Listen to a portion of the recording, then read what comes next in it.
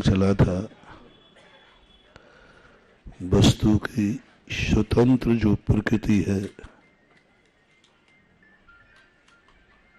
उसका अर्थ लोगों ने गलत ले लिया। स्वतंत्र का अर्थ स्वच्छंदता नहीं, स्वतंत्र का अर्थ होता है हम अपनी संपत्ति के मालिक स्वयं हैं, हम अपने वैभव का स्व चतुष्टय हम खुद हैं। लेकिन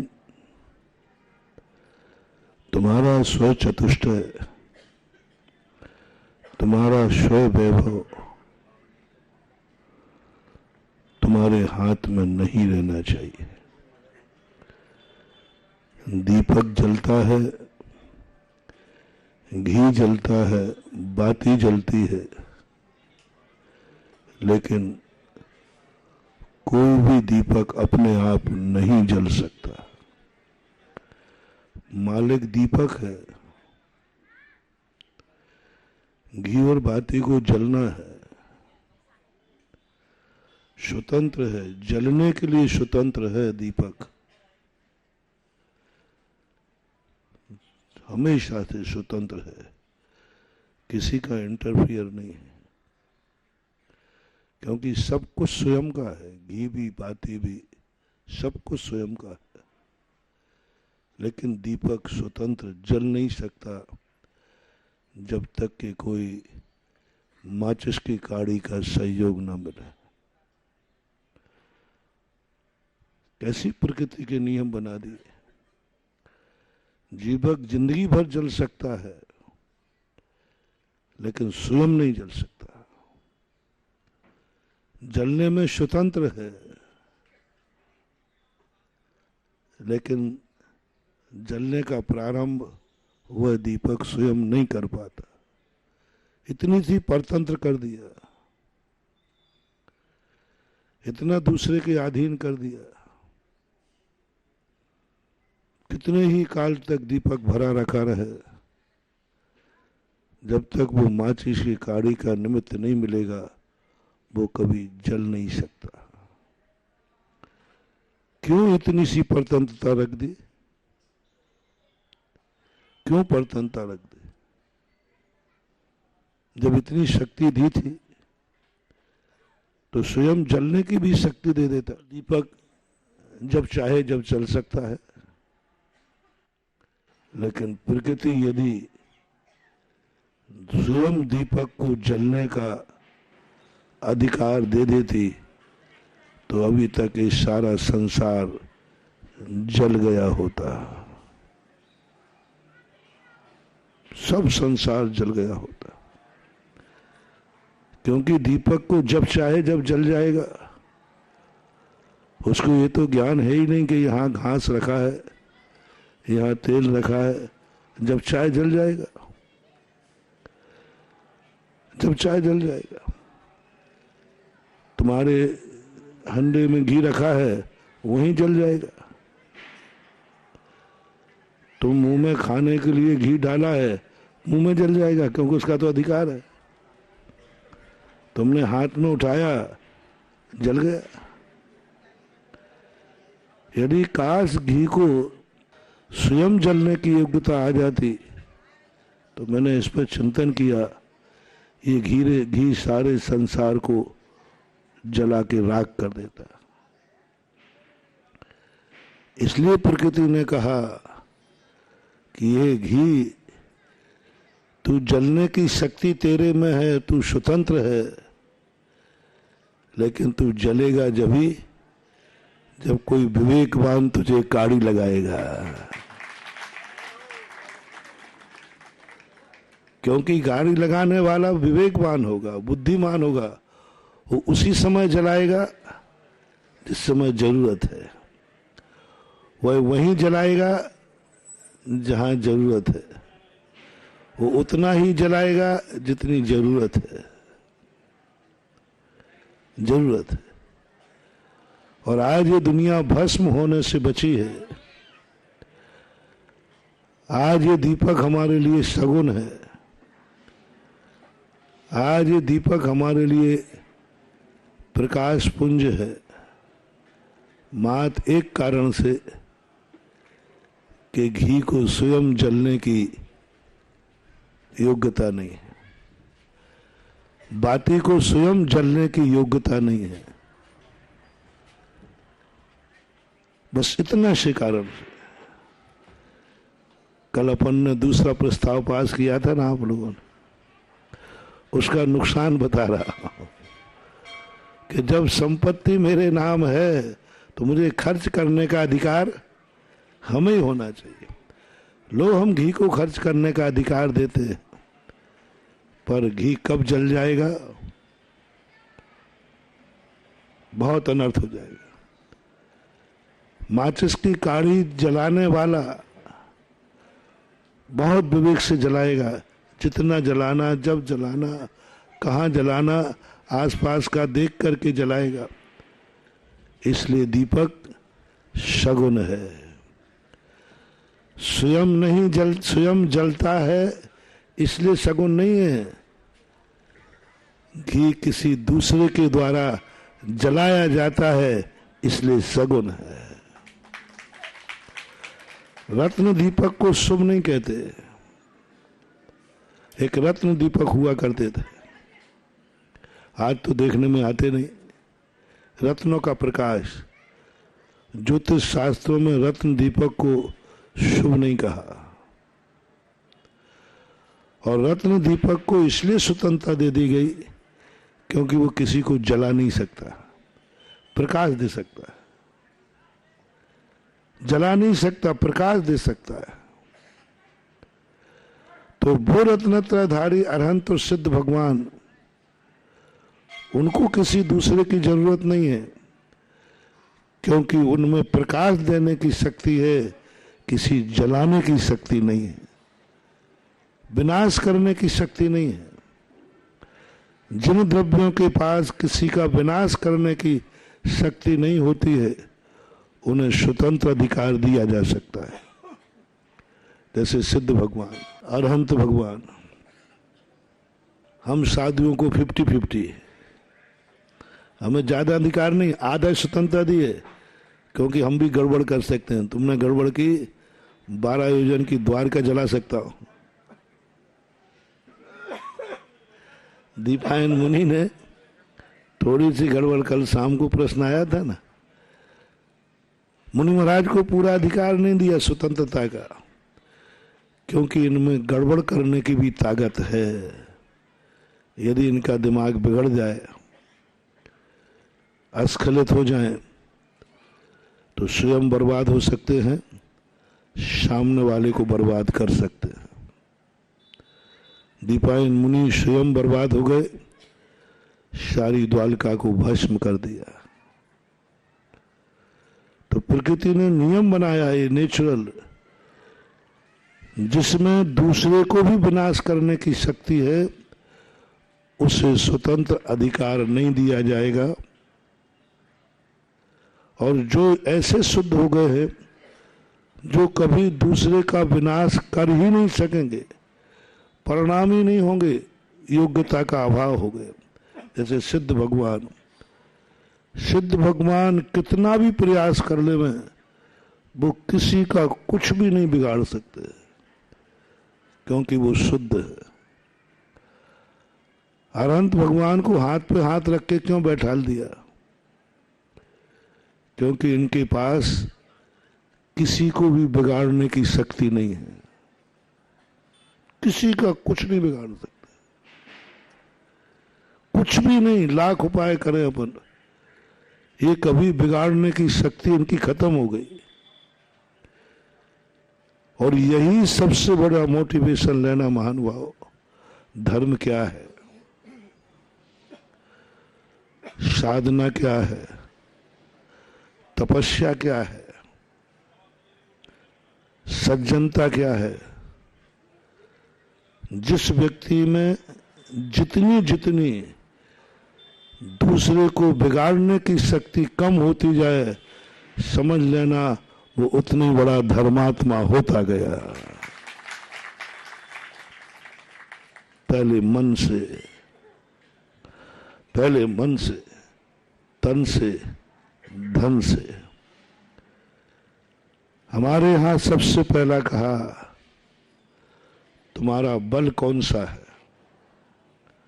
तो पहला आपका बल आता है धन बल। धन का बल संसार में सबसे बड़ा बल मानते हैं।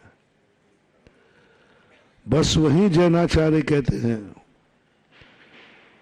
आप अपने धनवान भक्त को संभालो, गरीब को नहीं। किसको? क्योंकि धन एक बल है, ये बर्बाद हो सकता है और बर्बाद कर सकता है। इसलिए तीर्थंकरों ने उपदेश दिया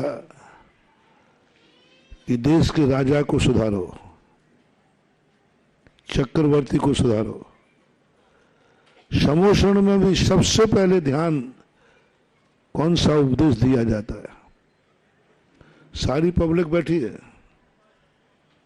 पर भगवान की वाणी देखेगी, इसमें सबसे बड़ा राजा, धनवान, सैनवान कौन बैठा है?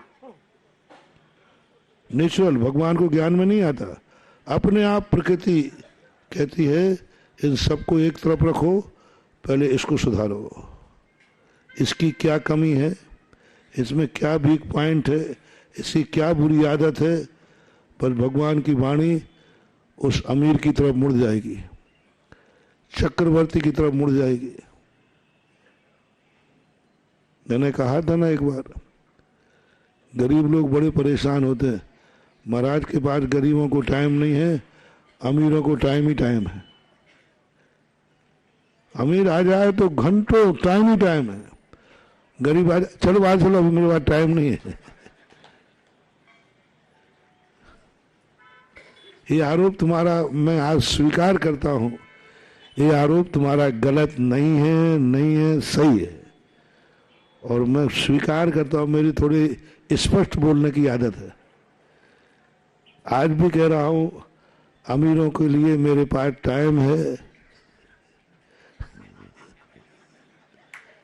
गरीबों के पास नो एंट्री। तुम नहीं समझ पाओगे, बहुत ऊंची बात है।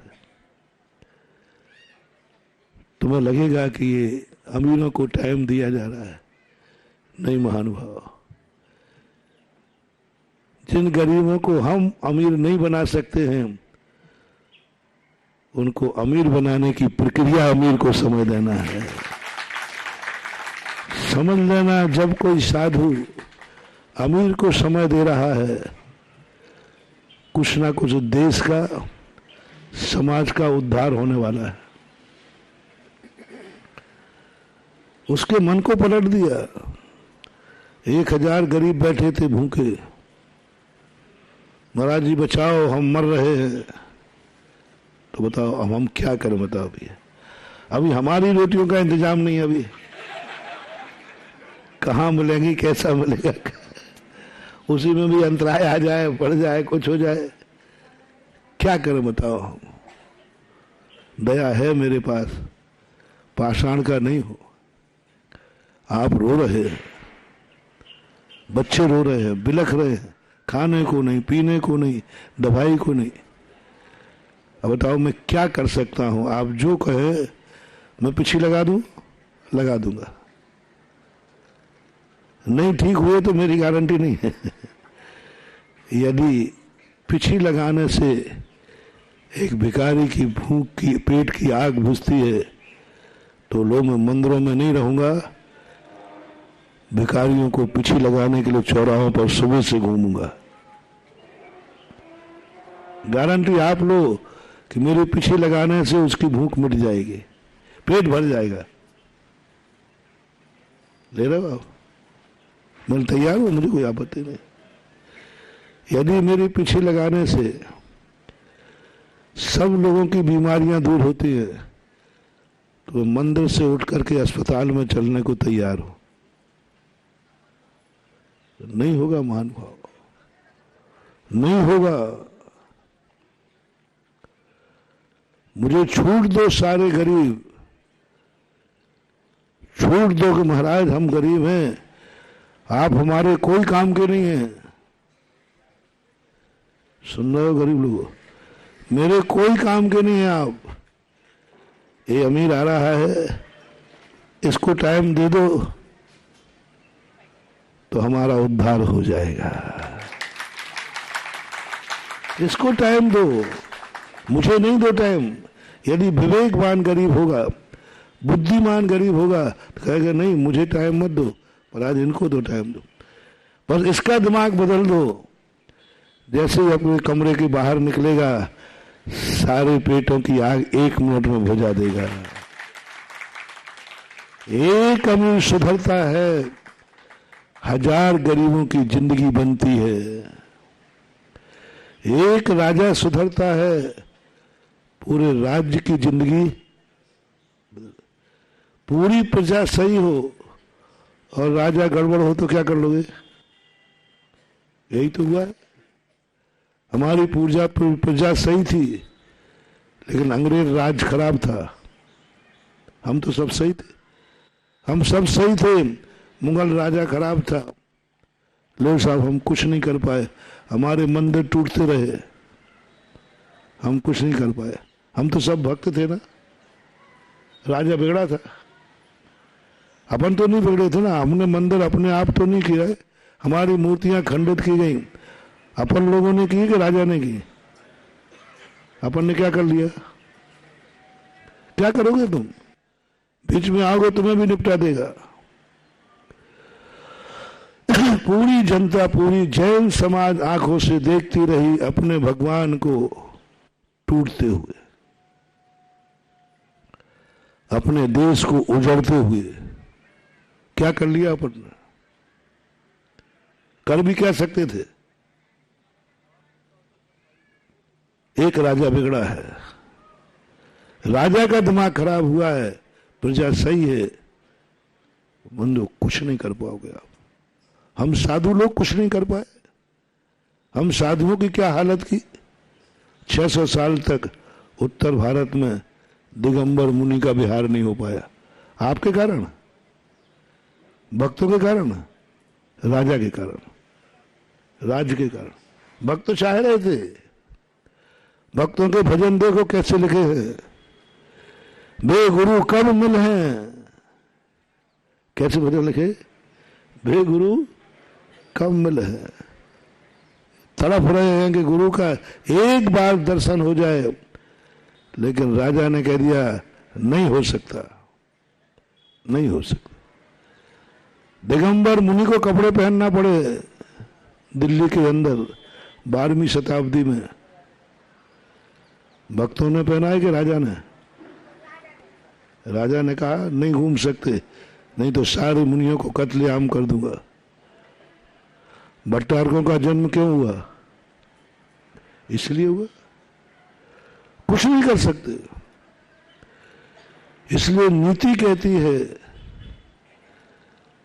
कि एक राजा को सुधार दो, सारी प्रजा बिगड़ी भी रहेगी तो वो राजा डंडे के बल पर तुम्हें ठीक कर देगा। क्या कर लोगे तुम? मान लो पूरी प्रजा भ्रष्ट है और राजा धर्मात्मा है, वो तुम्हें डंडे से सुधार देगा? शराब पे पाबंदी कर लेगा, पुलिस चौकी बैठा, 1000 हथकंडे उनके पास है प्रजा को सुधारने के, लेकिन राजा को सुधारने के लिए कोई कानून नहीं है। मात्र उसका हृदय परिवर्तन, उसके हृदय को परिवर्तन करना है। इसलिए एक बड़े आदमी को सुधर जाता है, धर्मात्मा बन जाता है, तो सारी प्रजा धर्मात्मा बन जाती है। इसलिए सबसे पहला जो बल है, धन बल, सबसे ज्यादा खतरनाक है। सारे दुनिया में जितने अनर्थ हो रहे हैं सब धन बल से करते हैं। हम जब कभी यात्रा करते हुए धर्मशालाओं में रुकते हैं तो हमारा मन बिगड़ जाता है, अच्छा नहीं लगता। तो मैं पूछता हूँ कि भाई क्या बात है? मेरे आने के पहले यहाँ क्या था? बोले एक सेठ जी की बारात आई थी, इसका अर्थ है बोतलें जरूर खुली होंगी, इन कमरों में कुछ गलत जरूर हुआ होगा, निश्चित है। मैं गारंटी लेता हूं, सारे भारत के अमीर तुम सुधार लो, गरीबों को मैं सुधारूंगा। गरीब तो सुधराए बैठे हैं। कोई दुखिया व्यक्ति आता है ना, तो मैं उससे कहता हूँ कि भाई देख महाराज जी बहुत परेशान हूँ, सब तरफ से परेशान हूँ, तो मैं थोड़े देखो कल से अभिषेक करना शुरू। जी जी जी जी। और ना मैंने कहा भाई तू पहले समझ तो सही। नहीं, आपने कह दिया जी कल से शुरू, क्योंकि वो दुखी है।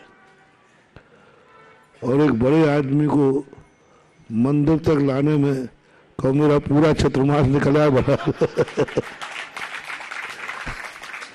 अनुभव बता रहा हूं, पूरा चतुर्मास निकल जाए, मंदिर तक नहीं बुला पाता बड़े आदमी के छोकरे को, क्योंकि बड़ा आदमी है, धनवान है। तो सबसे पहला आक्षेप किया धन बल पर। जैनाचार्यों ने सबसे पहले आक्षेप किया इस धन के बल को व्यवस्थित करो। धन का बल इतना खतरनाक है, इसी धन के बल ने रावण को क्या बना दिया, क्या बना दिया। इसलिए जब जब तुम्हारे ऊपर धन बढ़ता है मैं टेंशन में आता हूं, और तुम्हारा गुरु, क्योंकि तुम्हें मालूम, मुझे मालूम है कि धन बढ़ेगा तो ये धर्म से दूर भागेगा, इसके बच्चे भागेंगे, कोई भी बुराई आ सकती है। इससे तुरंत जैनाचार्यों ने कहा इनको उपदेश दो, अपने भक्तों को धन बढ़ने के पहले कहो, पहले नियम करो, महाराज जी थोड़ा आजकल ठीक ठाक नहीं चल रहा है। देखो मैं भी कमीशन लेता हूं, चिंता नहीं करना, कमीशन के बिना चलेगा ही नहीं है। ठीक है परसेंटेज बांटो, महाराज जी व्यापार धंधा चल जाएगा, पहले ये बताओ जैसे जैसे धन बढ़ेगा वैसे वैसे दान बढ़ेगा कि नहीं। महाराज जी मैं दान की नहीं पूछ रहा हूं, धन तो तू वो नहीं पूछा, मैं ये बता रहा हूं धन बढ़ेगा तो धर्म बढ़ेगा। धर्मात्मा तो नहीं, मंदिर तो नहीं छूट जाएगा, अभिषेक तो नहीं छूट जाएगा, क्योंकि अब तुम बड़ा आदमी हो गया। मैंने देखा है, चातुर्मास में एक संस्मरण सुनाया था, एक गरीब आदमी के पास धन बढ़ने का, और आप देखना जिससे जैसे धन बढ़ता जाता है मूल स्थान छूट, गांव उजड़ने का मूल कारण क्या है, पैसा हुआ और शहर में गए, शहर की तरफ भागते हैं। वो ऑफिसर बन गया, वो गरीब था, मैंने सिफारिश की थी उसकी, लेकिन जैसे ही ऑफिसर बना उसने मंदिर छोड़ दिया, अभिषेक छोड़ दिया, आहार नहीं दिया, आहार दान छोड़ दिया। अन्यथा साधु आते वो तो आहार के लिए पीछे ही पड़ा रहता था, चौके में जाता। अभिषेक नियम से, पूरी कहानी हमने चतुर्मास में सुनाई थी। मंदिर अभिषेक खत्म हो गया उसका, मैं देख के दंग रह गया। मैंने कहा भाई अब, बोले महाराज जी नौकरी तो अच्छी लग गई, बहुत बढ़िया। मैंने अभिषेक, बोले महाराज अब मैं अभिषेक करूंगा IAS ऑफिसर होकर, लोग क्या कहेंगे। मैंने तेरे नगर में आया हूं, तेरी कॉलोनी, तू आहार नहीं था। बोले महाराज जी अब मैं धोती दुपट्टा पहन के कलेक्टर हूं, मैं नमोस्तु पड़गान खड़े हूं, लोग क्या कहेंगे। मैंने आंख बंद कर लिया, मैंने प्रायश्चित किया, भगवान आज के बाद किसी को आशीर्वाद नहीं दूंगा। मैंने नौकरी नहीं दिलाई, मैंने भगवान के दूर कर दिया उसको, अभिषेक से दूर कर दिया। कितना छूट गया उसका, और सब करने लगा वो तो। बोले महाराज करना पड़ता है, बिना इसके नहीं चलता। मैंने कहा तेरी गलती नहीं है, पहली गलती तो मेरी है कि मैंने तेरे लिए भाव ना भाई। ऐसी बात नहीं है कि हम लोग तुम्हें सुखी नहीं कर सकते, ऐसी बात नहीं है कि हम तुम्हें धनवान नहीं बना सकते, ऐसी बात नहीं है कि हमारा धर्म तुम्हें धन धान से पूरित नहीं कर सकता, कर सकता है। बट डर किस बात का है? कल के दिन ये बड़ा बनने के बाद मुझे ही नहीं भूल जाए। आपके घर घर की कहानी है ये। बेटा जो तुम्हारे बिना एक मिनट नहीं रहता था, और आज बड़ा होकर के माँ बाप की तरफ देखता भी नहीं है। कितने घर हैं ऐसे? गलती यही है कि उसको पढ़ा लिखा दिया। 90% माँ बाप बेदुखी हैं जिनका बेटा जितना समर्थ, जितना पढ़ लिख के बड़ा हो जाता है। कान खोल के सुन लो, बेटे को ज्यादा पढ़ाया, ज्यादा व्यापार सिखाया, ज्यादा धनवान बनाया, आप अपने बुढ़ापे को कोई अनाथालय खोल लो, अब वो तुम्हारे काम आने वाला नहीं है, नहीं है। और ये सबसे बड़ी, मैं तो कहता हूं हर पिता के लिए पहले ये वचन देना चाहिए, बेटे को लेना चाहिए। और मैं तो आजकल लेने लगा हूं कि पहले बताओ, अभी तो तुम जो कर रहे हो, कल के दिन तुम आईएएस ऑफिसर बन जाओगे, कलेक्टर कमिश्नर बनोगे, अभिषेक तो नहीं छोड़ोगे कंडीशनली। अब आजकल को वो दया माया नहीं, मैंने सब छोड़ दिया, फालतू बात है। हाँ, सीधा सीधा कहो, आहार त्राण पड़खाने में शर्म तो नहीं आएगी? मम्मी पापा के बाजार में खड़े होकर मिल जाए तो पैर छूने में शर्म तो नहीं आएगी? माँ बाप सामने आ रहे हैं और तू कलेक्टर है, तो गाड़ी से उतर के पैर छूने में शर्म तो नहीं आएगी? महाराज रास्ते में निकल रहे हैं और तू ऑफिसर है, कहीं नमस्ते करने में शर्म तो नहीं आएगी? छोकरे अभी बोल रहे हो, बाद में बदमाशी करोगे। दूध से जला बालक हूं, दही को फूंक रहा हूं। ऐसे 50 लोग आश्वासन दे गए तो फिर पूछो भैया तूने दे? अरे महाराज जी वो तो उस समय कहा था। आज भी महानुभाव शक्तियां हैं। तुम एक प्रॉमिस करो भगवान से, एक प्रॉमिस करो गुरु से, एक प्रॉमिस करो नमोकार मंत्र से। भगवान वायदा करता हूं, हमारा जितना धन बढ़ेगा हम उतना धर्म बढ़ाएंगे।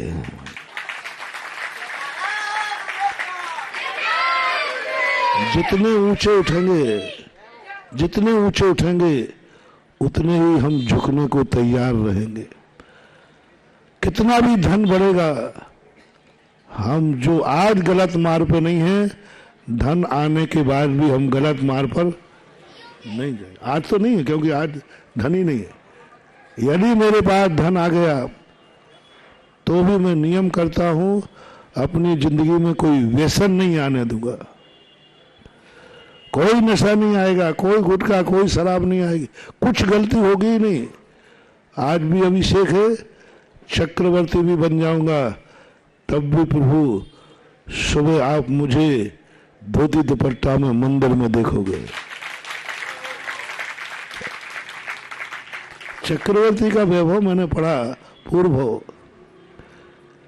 मैंने कही चक्रवर्ती मंदिर जा रहा था, सुबह देवता देखने आ गए, उसी के पीछे एक गरीब जा रहा था, देवता उसकी तरफ देख नहीं रहे।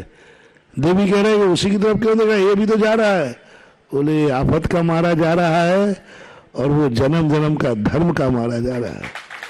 चक्रवर्ती होकर के भी, 6 खंड का अधिपति होकर सड़क पे चल रहा है धोती दुपट्टा पहनकर। उसको शर्म नहीं आ रही है कि सारी दुनिया मुझे नमस्कार कर रही है, मैं किससे जा रहा हूं? मृगक्षण में राजा ने भगवान को साष्टांग नमस्ते किया। मृगशी राजा कर, राजा चक्रवर्ती ऐसे झुक रहा है जैसे इसका कोई अस्तित्व नहीं हो। वज्रनाभि चक्रवर्ती अपने दल बल के साथ जा रहे थे, एक कदम भी पैदल नहीं चलते चक्रवर्ती। हाथी, घोड़े, रथ पे बैठेंगे, रथ नहीं आएगा हाथी आ जाएगा, हाथी नहीं आएगा पालकी आ जाएगी। और एकाएक चक्रवर्ती तुरंत रथ से नीचे उतरकर नंगे पैर चलने लगे। प्रोटोकॉल घबरा गया। राजन आप नंगे पैर? बोले देख नहीं रहे हैं, त्रिलोकीनाथ जगत पूज्य मेरे गुरुराज सामने बैठे हैं। उसको ये नहीं लगा दल बल के सामने मैं नंगे पैर चलूं तो मेरी प्रेस्टेज क्या होगी। और ऐसे झुक गया, 3 प्रदक्षिण दे सिर नायो, कर पूजा तुतकीनी, साधु समीप निकट कर बैठो, चरणों में दिटकीनी।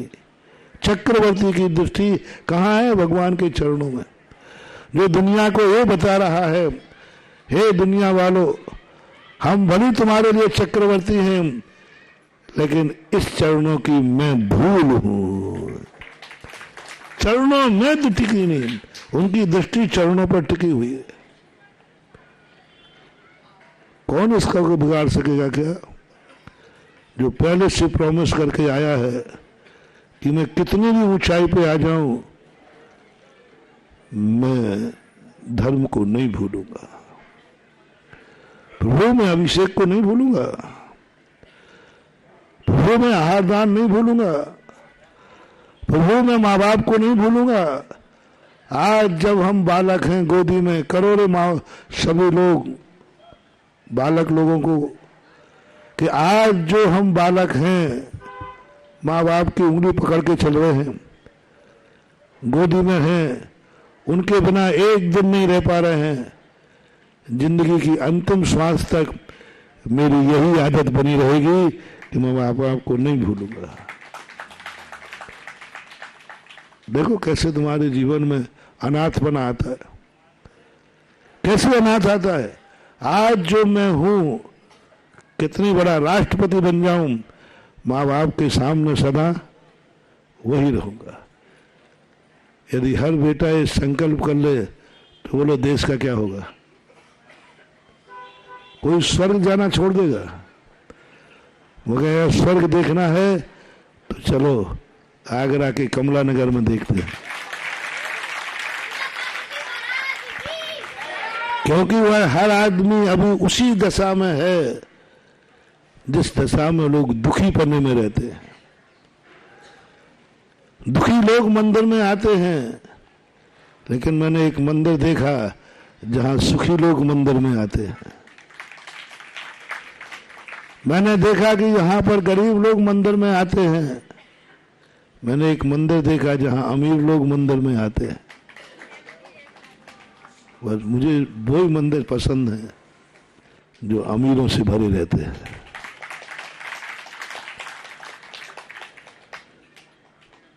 जो कितना भी धन आ जाए, अमीरों से भरा है मंदिर।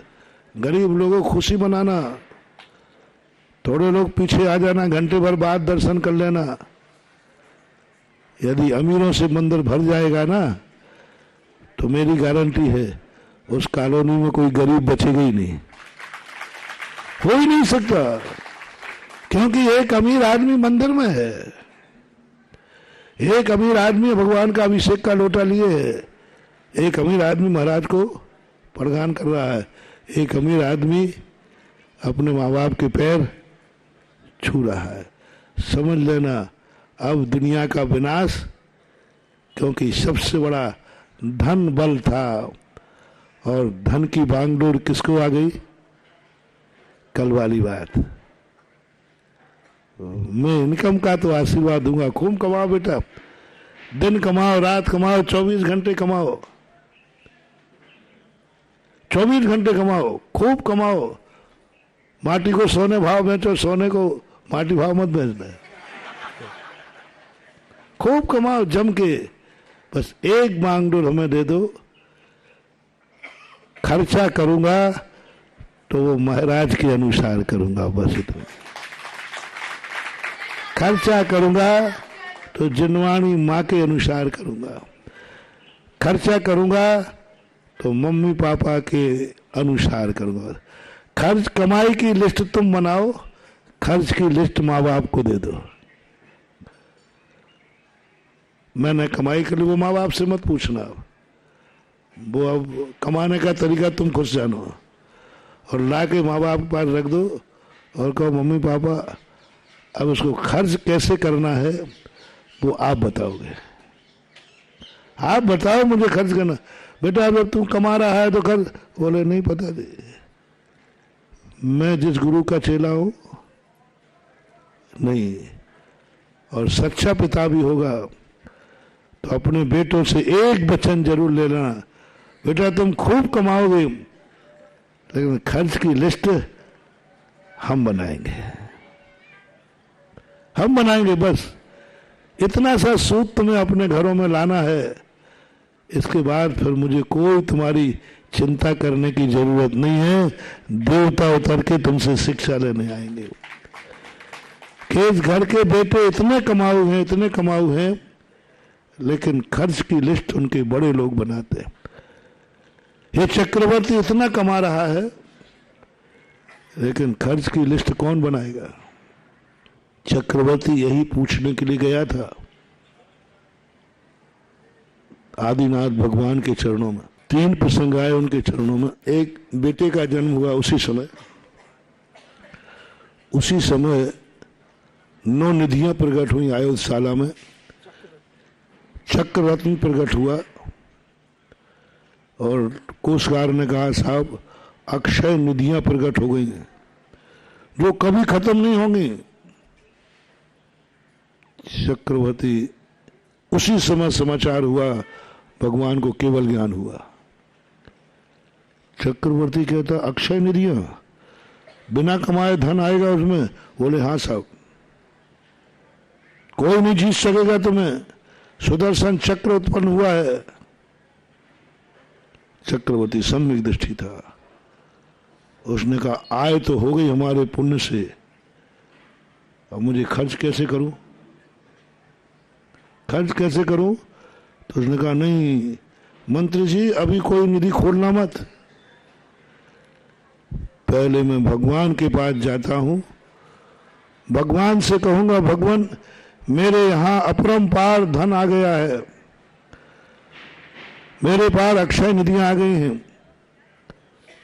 तो मैं आपके चरणों में इसलिए आया हूं, खर्च करने की विधि बताओ। चक्र रत्न को चलाने की विधि बताओ, किस पे चलाऊंगा? जिस चाय पे चक्र रत्न है, तुमने एक गड़बड़ किया नहीं, ये ले। भगवान के पास गया पूछने के लिए कि 9 निधियों को एक बार गलती हुई, उसकी बात बताऊंगा मैं, जो बाहुबली पे चलाया ना। क्या रोया है भरत चक्रवर्ती, क्या रोया है भरत चक्रवर्ती। समोषण में जाके भगवान आपने जो बताया था मैं भूल गया। 9 निधियां अक्षय भंडार को कैसे खर्च करना, इसकी लिस्ट लेने के लिए समोषण में गया था, मुनि बनने के लिए नहीं, मुनि बनने के लिए नहीं। रावण की यही भूल थी। रावण कहता है कि मेरे पास धन है, मैं जैसा चाहूं खर्च करूंगा। 1 नंबर का धन था, रावण के भी 1 नंबर का था, उनके भी अक्षय निधियां थी, वो भी अक्षय निधि। पर रावण ने किसी से नहीं पूछा, उन्होंने कहा मेरे पुण्य से आया है, मुझे जिसमें खर्च करना है करूंगा, कोई दूसरे का पैसा नहीं है, बाप की कमाई नहीं है, मेरी खुद की कमाई है।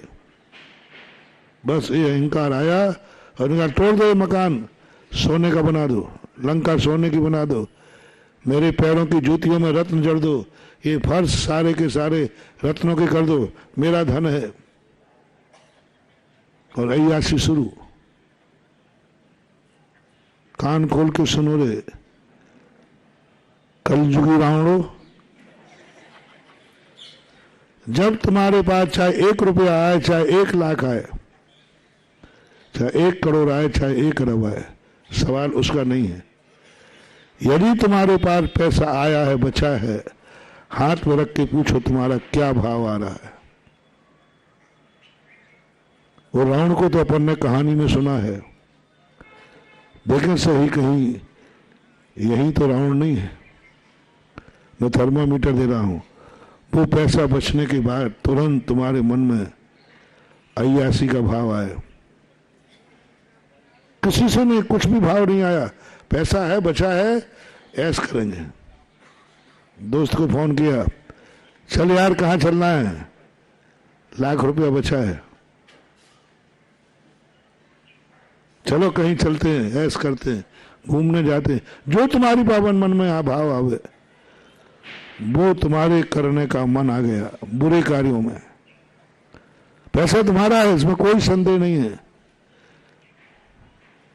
महानुभाव, जितने भी तुम्हें 1 रुपया भी है, ये भाव आ गया कि नहीं चलो 1 रुपया बचा है, चलो किसी दाव पर लगा देते, तुरंत समझ लेना रावण का अंश तुम्हारे अंदर विद्यमान है। वंश से कोई फर्क नहीं पड़ता, अंश से फर्क पड़ता है, नियम से है, कोई नहीं रोक सकता। और यही आदत तुम्हारी बन करके एक दिन तुम्हें रावण बनाएगी। रावण के जब निधियां प्रकट हुई, ने किसी से नहीं पूछा, मां से नहीं पूछा, पिता रत्नश्राव बैठे हैं, माले नाना सुमाली बैठा है, सब परिवार बना, सब कहते हैं कि तो किसी की तरफ देख ही नहीं रहा। उन्हें क्या देखना, जैसे रत्नश्राव ने थोड़ा, आप चुप बैठिए, आपने क्या कमा लिया जिंदगी में। ये सब ऐसे बेटे मैंने देखे हैं बाप को जवाब देते हुए, क्या कमाया तुमने, क्या है तुम्हारे पास, ये मेरी कमाई है, मेरे पुण्य से कमाया, तुम्हारे जमाना देख लिया हमने, पढ़ाने को भी फीस नहीं है, अब हमारा जमाना है, तुमसे क्या पूछो। आप चुपचाप बैठे रहे, नाना को चुप कर दिया, पिता को चुप कर दिया। आप क्या कमा पाए, कितने बार आप हारे हो युद्ध, अब मैं अर्धचक्री बनाऊं, क्या जवाब दिया रत्न साहब को, माता सुकेती को। जब विभीषण को लात मारी,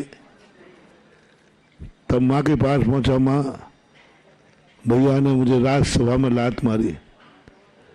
सुकेती माँ कहती, बेटा मैं उससे नहीं बोल सकता, यदि हो सके तो उसका बस, यदि मैंने समझाया तो हो सकता है मुझे भी लात मार सकता है। माता सुकेती, जब विभीषण रोते हुए माँ के पास पहुंचा, तब माँ ने ये नहीं कहा है चुपचाप बैठ मैं देखता हूं उस रावण को। बुला सकती थी, माँ थी, बुला सकती थी, माँ थी कि बेटा तू क्या कर रहा है, तूने भाई को लात क्यों मारी, डांट सकती थी। मैंने गौर से पढ़ा दोनों संप्रदायों में, जैन में भी हिंदुओं में भी। माता के सामने रोता हुआ विभीषण पहुंचा, बालक, माँ मुझे भैया ने लात मार दी भरी सभा में, मुझे, मेरी कोई गलती नहीं थी, मैं समझा रहा था। एक शब्द भी माँ ने नहीं कहा, बेटा चुप हो जा, मैं रावण को समझा देता हूं।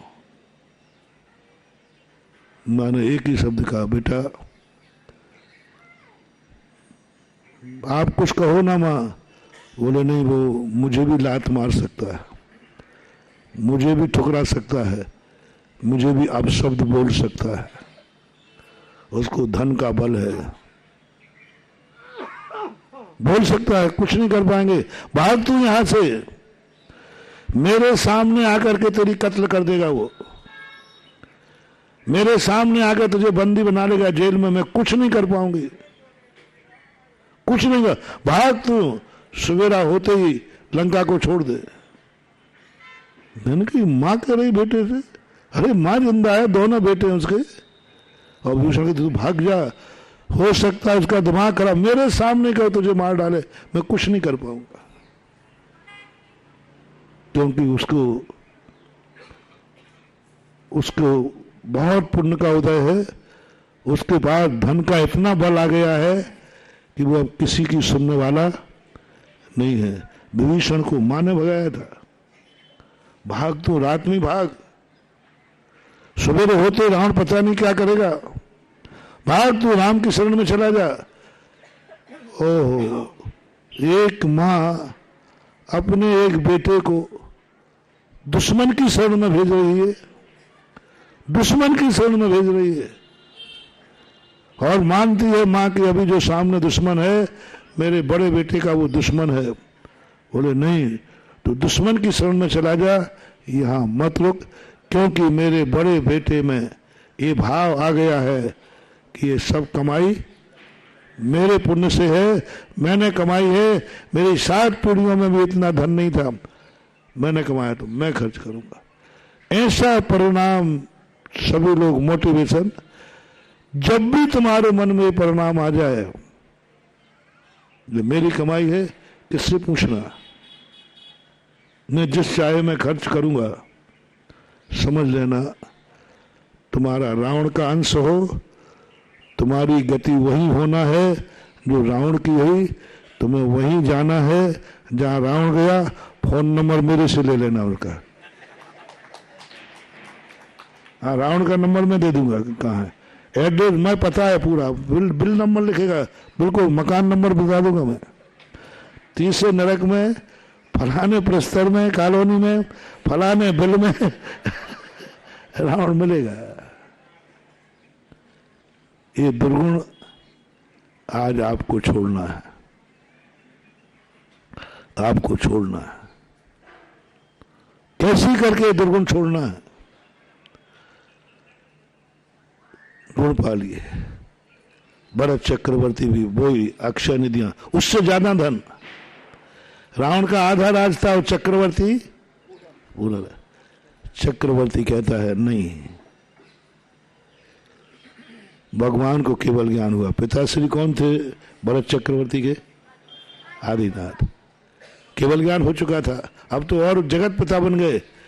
चलो पहले भगवान से पूछते हैं इस धन को कैसे खर्च करना, क्या करना।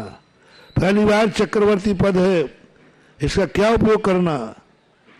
बस यही भरत चक्रवर्ती की जय जयकार हो जाती है कि धन आया उसके पुण्य से, लेकिन खर्च मैं भगवान से पूछ के करूंगा, खर्च मैं भगवान से पूछ के करूंगा। उस समय भगवान ही गुरु थे, उनसे पूछूंगा। और समोषण में जाते ही भरत चक्रवर्ती को तरफ भगवान का उपदेश मुड़ा, और जो उन्होंने दान पूजा का उपदेश दिया, दान पूजा का उपदेश दिया, पात्र का उपदेश दिया, उसी समय चक्रवर्ती नियम लेता है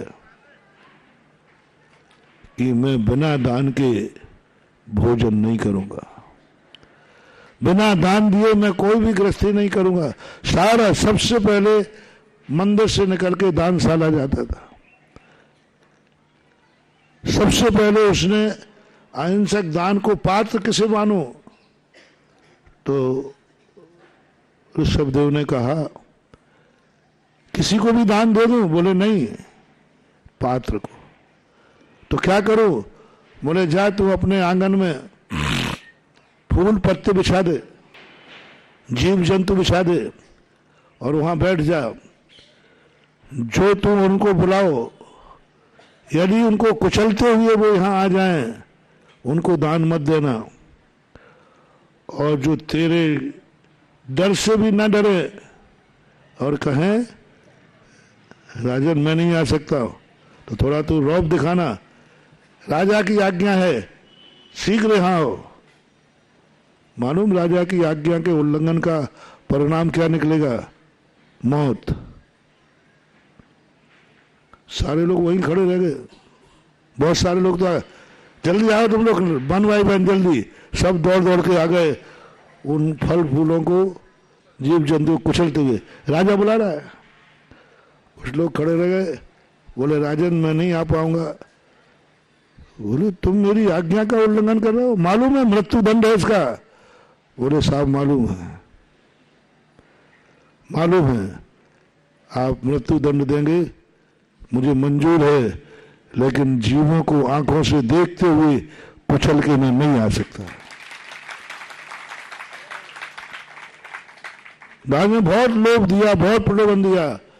उन्होंने कहा नहीं साहब, जब आप भगवान के सम्मोहन में प्रवचन सुन रहे थे, थोड़ा थोड़ा मुझे भी समझ में आ रहा था। प्रवचन आपको हो रहा था, लेकिन समझ में मैं इनको कुचल के नहीं आ सकते। तब राजा स्वयं चक्रवर्ती उठ करके दूसरे रास्ते से उनको लेने गया, चक्रवर्ती लेने गया, उनका स्वागत किया दरवाजे पर और लेकर आकर के उनको दान दिया स्वर्ण सूत्रों के द्वारा। ये कला उसने सीखी है, इसलिए भरत चक्रवर्ती इतने वैभव के साथ भी घर में बैरागी। जैनी को सबसे रहित होना चाहिए नहीं, जैनी का एक लक्षण होना चाहिए, कितने बड़े कीचड़ में हो उसे सोना बन के रहना चाहिए। और सोना कौन बनाएगा? यही मंदिर, यही पूजा, ये अभिषेक, ये दान जो तुम करते हो, ये तुम्हारे लिए सोना बनाते हैं और ये तुम्हें भरत चक्रवर्ती का रास्ता दिखाते हैं। तुम्हें ये याद आ जाए, नहीं कौन है तुम्हारा पूज्य, कौन है तुम्हारा आदर्श, कौन है जो तुम्हारा कभी अहित कर ही उसको खोजो।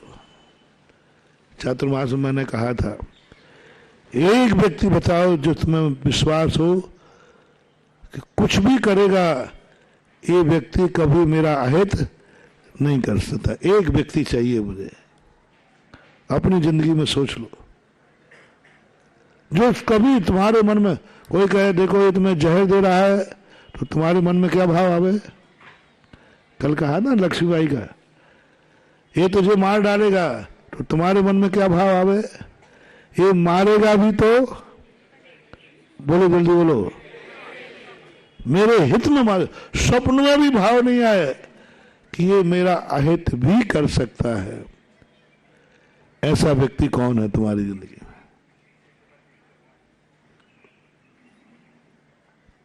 जल्दी बोलो। अंदर से बोल रहा है कि बाहर से? देख लो, क्योंकि ये गुरु का मार्ग गुरु शत्रुवत होता है, बहुत कठोर होता है, बहुत निर्दयी होता है। कहीं ऐसी कठोरता वर्त दी गुरु ने कि तुम्हें बिल्कुल आंखों में आंसू आ जाए, बता सकते हैं उस समय क्या भाव आएगा? कुछ भी कर सकता है, गुरु है। तुम ये नहीं कह सकते महाराज जी बाप को समझाओ, मेरे बीच चौराहे पे मुझे डांटता है। मैंने कहा उसको नहीं समझाते, वो बाप है। तुम गुरु को समझाओ कि महाराज जी है पापी खड़ा हो जाए, महाराज जी कमरे में कह लेना। बड़ी सभा में आपको तो क्या बोलने को मिल गया, हम आपके प्रति समर्पित हैं, आपको परम गुरु मानते हैं, तो इसका अर्थ थोड़ी कि आप हमारी सभा में उतार दो। नहीं नहीं, परीक्षा दो। सभा में भी गुरु ने तुम्हारी उतार दी और लोग कह रहे देख तू बड़ा गुरु मानता था इनको, बड़ा देख महाराज ने उतार दी सभा में। नहीं, महाराज ने यदि मेरी उतारी है उसमें ही मेरा हित है, इसलिए उतारी। चौराहे पर पिता ने जूती उतार के मार दी, मन में भाव नहीं आया। पिता ने मारी है ना? किसने मारी? पिता ने। बस तुम्हारे बस समझ लेना, चौराहे पर पिटने में हमारा कल्याण था तभी मारे, अन्यथा पिता मार ही नहीं सकते।